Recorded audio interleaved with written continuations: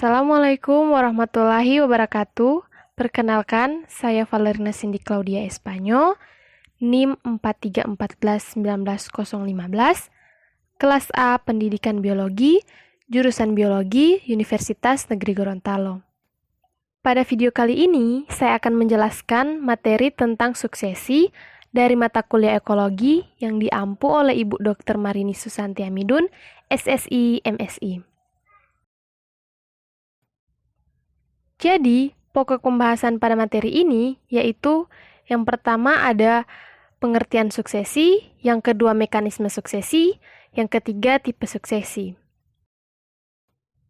Baik, kita masuk pada yang pertama yaitu pengertian suksesi. Suksesi adalah suatu perubahan berlangsung satu arah secara teratur yang terjadi pada komunitas dalam jangka waktu tertentu hingga terbentuk komunitas baru yang berbeda dengan komunitas semula. Dengan kata lain, suksesi dapat diartikan sebagai perkembangan ekosistem tidak seimbang. Suksesi terjadi akibat modifikasi lingkungan fisik dalam komunitas atau ekosistem. Akhir prosesi suksesi, komunitas yaitu terbentuknya suatu bentuk komunitas klimaks. Komunitas klimaks adalah suatu komunitas terakhir dan stabil atau tidak berubah, yang mencapai keseimbangan dengan lingkungannya. Komunitas klimaks ditandai dengan tercapainya hemostatis dan keseimbangan, yaitu suatu komunitas yang mampu mempertahankan kestabilan komponennya dan dapat bertahan dari berbagai perubahan dalam sistem secara keseluruhan. Selanjutnya, mekanisme suksesi. Suksesi adalah suatu proses perubahan komponen-komponen spesies suatu komunitas selama selang waktu tertentu.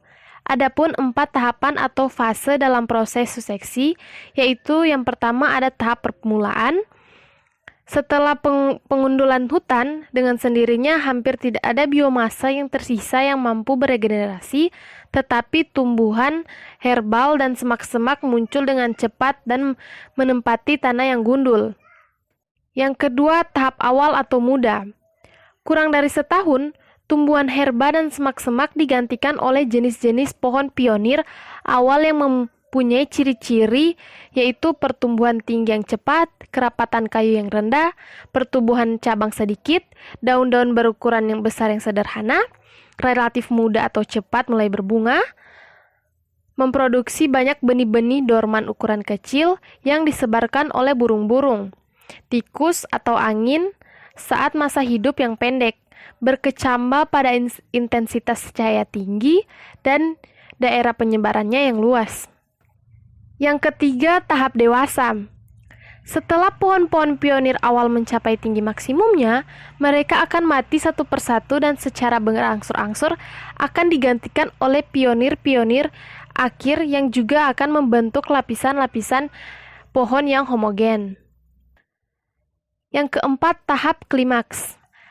Pionir-pionir akhir mati satu persatu dan berangsur-angsur digantikan oleh jenis-jenis tumbuhan tahan naungan yang telah tumbuh di bawah tajuk pionir-pionir akhir. Jenis-jenis ini adalah jenis-jenis pohon klimaks dari hutan primer yang dapat menunjukkan ciri-ciri yang berbeda. Jadi, di dalam tahapan suksesi terjadi suatu proses perubahan secara bertahap menuju suatu keseimbangan.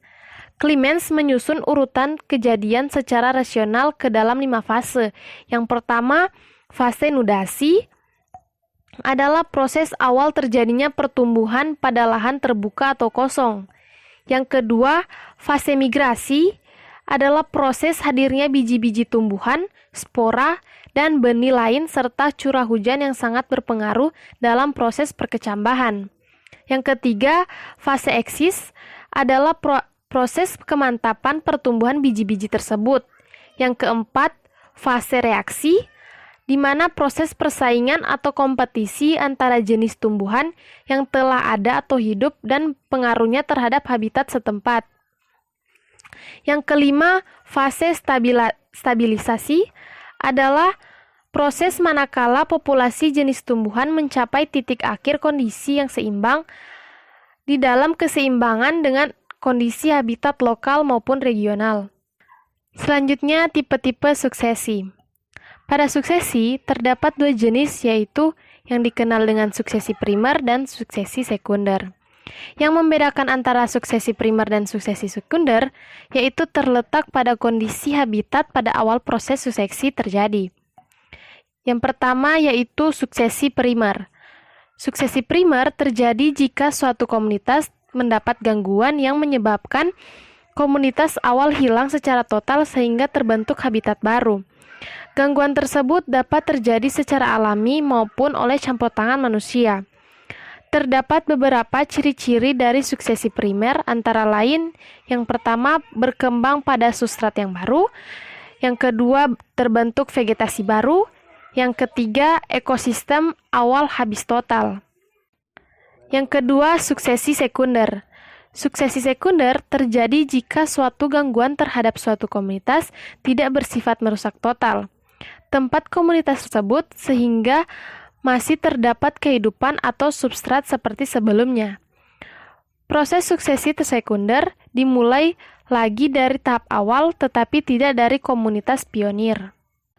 Gangguan yang menyebabkan terjadinya suksesi sekunder dapat berasal dari peristiwa alami atau akibat kegiatan manusia. Misalnya, angin topan, erosi, banjir, kebakaran, pohon besar yang tumbang, aktivitas vulkanik, dan kekeringan hutan. Baiklah, sekian video dari saya, semoga bermanfaat. Kurang dan lebihnya mohon dimaafkan. Wabillahi taufik walhidayah. Wassalamualaikum warahmatullahi wabarakatuh.